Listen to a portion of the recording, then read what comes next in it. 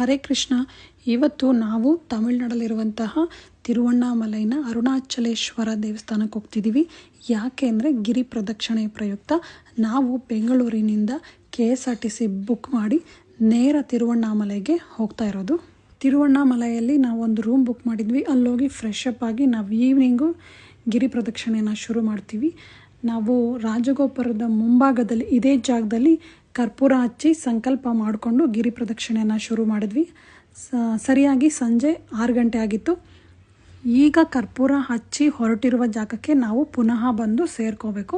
ಇದೇ ಜಾಗಕ್ಕೆ ವಾಪಸ್ ನಾವು ನಡ್ಕೊಂಡು ಬರೋದಕ್ಕೆ ಸುಮಾರು 14 ಕಿಲೋಮೀಟ್ರ್ ಆಗುತ್ತೆ. ಇವತ್ತು ಮತ್ತು ನಿನ್ನೆ 2 ದಿನ ಹುಣ್ಣಿಮೆ ಇದ್ದ ಕಾರಣ ಸುಮಾರು ಜನ ನಿನ್ನೆನೇ ಬಂದು ಹೋಗಿದ್ದಾರೆ. ನಾವು ನೆಕ್ಸ್ಟ್ ಡೇ ಬಂದಿದ್ದೀವಿ, 12th ಇವತ್ತು. ಈ ದಿನ ಬಂದು ನಾವು ಗಿರಿ ಪ್ರದಕ್ಷಿಣೆ ಮಾಡ್ತಿದ್ದೀವಿ. ಇವತ್ತೇ ಯಾಕೆ ಗಿರಿ ಪ್ರದಕ್ಷಿಣೆ ಮಾಡ್ತಿದ್ದೀವಿ ಅಂದರೆ ಚಿತ್ತ ಪೂರ್ಣಿಮೆಯ ದಿನ ಇದು. ಇವತ್ತು ಗಿರಿ ಪ್ರದಕ್ಷಿಣೆ ಮಾಡಿದ್ರೆ ನಾವು ಪ್ರತಿ ತಿಂಗಳು ಹುಣ್ಣಿಮೆ 12 ತಿಂಗಳು ಹುಣ್ಣಿಮೆಯಲ್ಲಿ ಗಿರಿ ಪ್ರದಕ್ಷಿಣೆ ಮಾಡಿದಂತಹ ಪುಣ್ಯ ಸಿಗುತ್ತೆ ಅಂತ ಇವತ್ತು ಗಿರಿ ಪ್ರದಕ್ಷಿಣೆ ಮಾಡ್ತಾ ಇದ್ದೀವಿ. ಗಿರಿ ಪ್ರದಕ್ಷಿಣೆ ಮಾಡುವಂತಹ ದಾರಿಯಲ್ಲಿ ನಮಗೆ ಅಷ್ಟಲಿಂಗಗಳು ಸಿಗ್ತವೆ. ಅಷ್ಟಲಿಂಗಗಳನ್ನು ಸಾಕ್ಷಾತ್ ದೇವತೆಗಳೇ ಬಂದು ಇಲ್ಲಿ ಪ್ರತಿಷ್ಠಾಪನೆ ಮಾಡಿದ್ದಾರೆ ಅಂತ ಹೇಳ್ತಾರೆ. ಪ್ರತಿಯೊಂದು ಲಿಂಗಕ್ಕೂ ಹೋಗಿ ನಾವು ದೀಪ ಹಚ್ಚಿ ದೇವ್ರಿಗೆ ನಮಸ್ಕಾರ ಮಾಡಿ ಅಲ್ಲಿಂದ ಹೊರಡ್ತಾ ಇದ್ವಿ. ಗಿರಿ ಪ್ರದಕ್ಷಿಣೆ ಮಾಡುವಾಗ ನಮಗೆ ಮೋಕ್ಷ ಮಾರ್ಗ ಅಂತ ಒಂದು ಜಾಗ ಸಿಗುತ್ತೆ.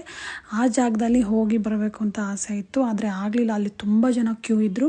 ಆ ಜಾಗದಿಂದ ಸಂಧಿಯಿಂದ ನುಸುಳಿ ಬಂದರೆ ನಮಗೆ ಮೋಕ್ಷ ಸಿಗುತ್ತೆ ಅಂತ ವಾಡಿಕೆ ಇದೆ. ಆದರೆ ಅಲ್ಲಿ ತುಂಬ ಜನ ಕ್ಯೂ ಇದ್ದಿದ್ದರಿಂದ ನಮಗೆ ಗಿರಿ ಪ್ರದಕ್ಷಿಣೆಗೆ ಲೇಟ್ ಆಗುತ್ತೆ, ಹುಣ್ಣಿಮೆ ಮುಗ್ದೋಗುತ್ತೆ ಅನ್ನೋ ಕಾರಣಕ್ಕೆ ನಾವು ಅಲ್ಲಿ ಹೋಗಲಿಲ್ಲ.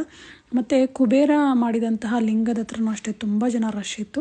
ಅಲ್ಲೂ ಸಹ ನಾವು ದೀಪ ಹಚ್ಚಿ ಇನ್ನೊಂದು ವಿಶೇಷ ಏನಂದರೆ ಅಲ್ಲಿ ಕಾಯಿನ್ ಏನು ನಮ್ಮ ಹತ್ರ ಚಿಲ್ಲರೆ ಕಾಸಿರುತ್ತೆ ಅದನ್ನು ಕುಬೇರ ಮಾಡಿದಂತಹ ಲಿಂಗಕ್ಕೆ ತೋರಿಸಿ ಅದನ್ನು ತೆಗೆದುಕೊಂಡು ಬಂದು ಪೂಜೆ ಮಾಡಬೇಕು ಅಂತ ಹೇಳಿದ್ರು.